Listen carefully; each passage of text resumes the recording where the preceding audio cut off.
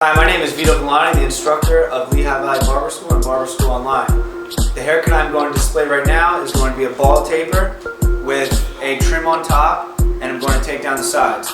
I'm going to start this haircut when I come in closed with my Wall Reflection Sterling Ford. Now, I need to preserve the beard and take it down. I'm going to take it down to a half and then fade it in bald. Half first is my clipper all the way up. All the way up is a half.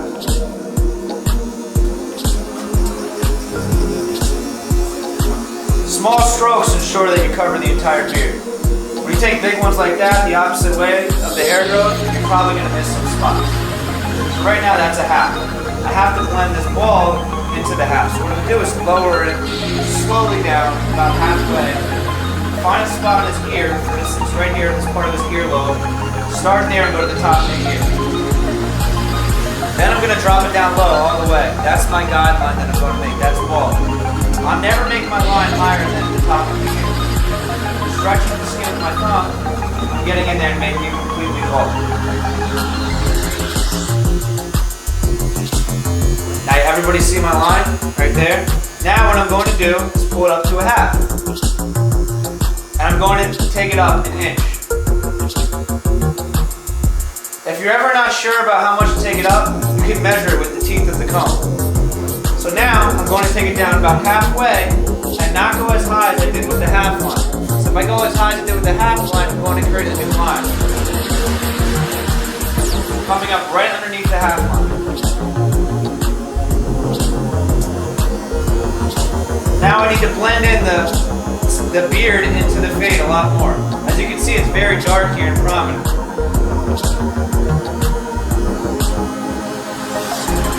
Always start with it higher so it cuts less. If it doesn't work, you can always drop it down lower. You don't want to go to the point of no return if you take it down too low. So that's pretty much faded right there. Now what I'm going to do is gradually lower this hair right here. It has to get lighter and lighter and lighter, and then it's faded into the top. Now what I'm going to do is probably resort to number 5, and work my way down to number 1.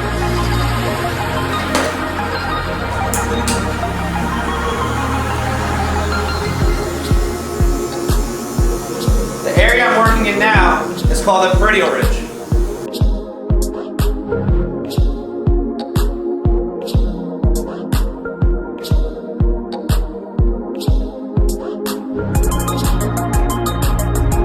Now I'm going to jump to a number 3 and work only in this section of the taper.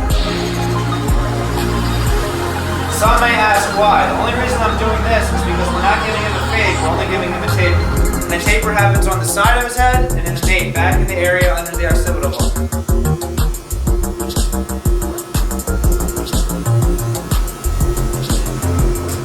Now I'm going to jump to a white 1.5 and then a 1.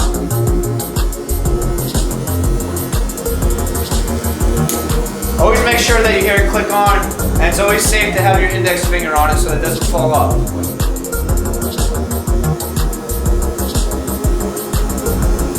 Notice how I'm following the hair pattern. It's all growing down this way. So I'm going against it. Not going down with it, against it, so it's actually cutting.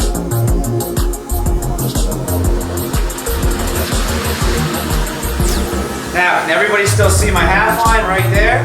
I'm going to try to take that out now with the universal number 1.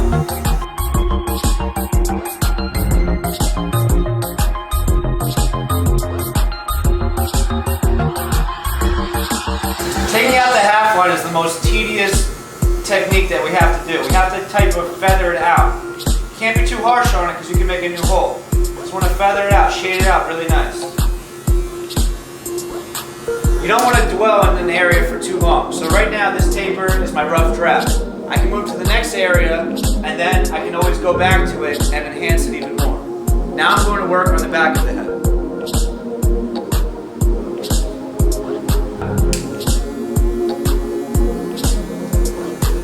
The reason why I'm making this a frown is because I'm going to keep the outline of the perimeter darker.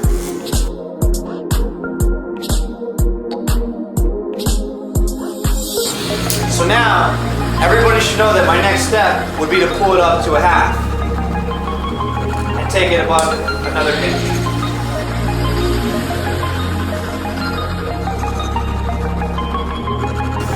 Now I'm going to knock out my first line by lowering the lever down and not going as high as I just did. Always keep in mind that if I do go as high as I took my half line, I'm going to create another line and it's going to become too high.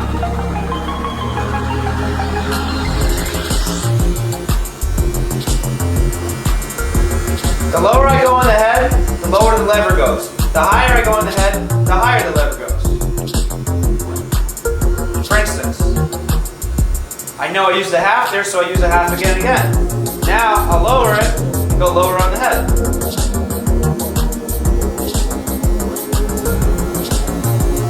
Now my main objective is to get rid of the half line, and that's the hardest part. I can go right to it with the number 1, but that's not very safe. I'd rather gradually lower it down until it diminishes my half line. So I can start with a 3.5.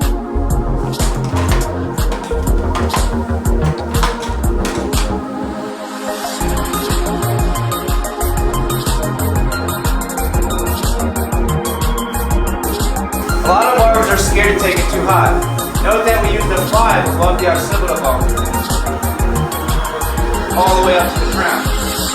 I'm going to lower it down to a 3 and not go as high as just doing the 3.5. Now, if we could all guess, what comes before 3 is a 2.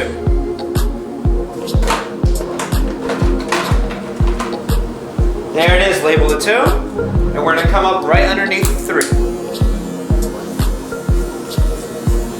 Now a lot of you may question in your head, how is he holding the clippers? How much tension is he using? All I'm doing is basically called the scooping method. Once I get to where I want to go, I'm kind of pulling off. And my wrist is very, very light. I'm not tense, I'm holding it tense at all. Very light, doing exactly what I want it to do. I recommend that everybody gets the Sterling 4 because of its light durability to move in any way that you need it to go to.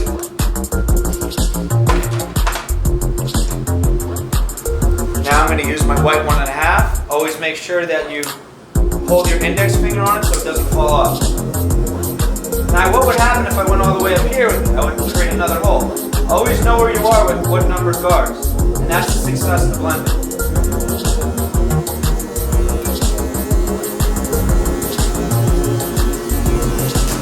Now this is the most tedious one right now, is to take out that half line.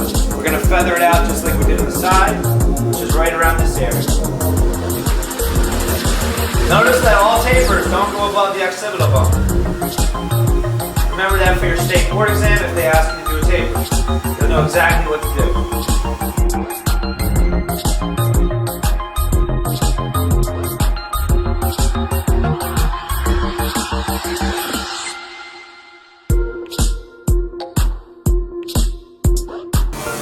And there's your taper.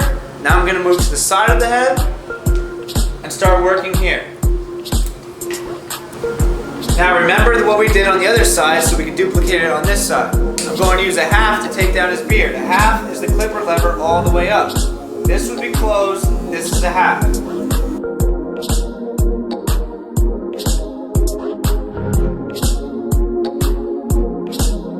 Start lowering it more and make a line. Last side on his earlobe, we made our line right here to the top of his ear, so we'll do the same thing closed. This just determines and guarantees that we're going to have a symmetrical on both sides. The last thing a client needs is one side to be higher than the other. Now we need to fade that wall to that half, which is fairly easy. Bring it about halfway, take the line right out. It's kind of fading in backwards. Now what we're going to do is bring it up to a half and go an inch increment.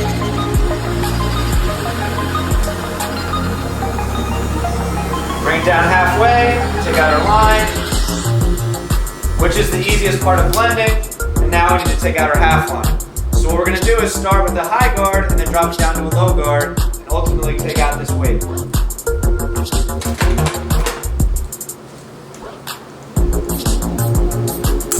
I have my number 5.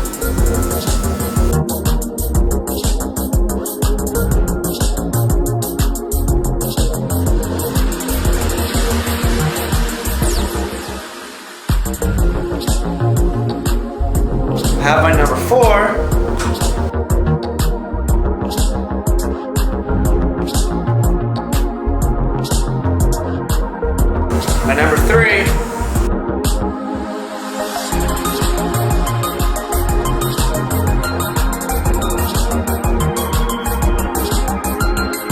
My number 2, as we can all see, is gradually getting light. My 1.5.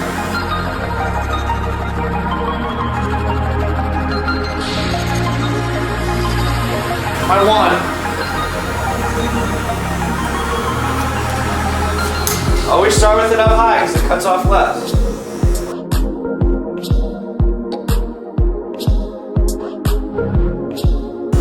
Then, my baby guard, known as my half guard.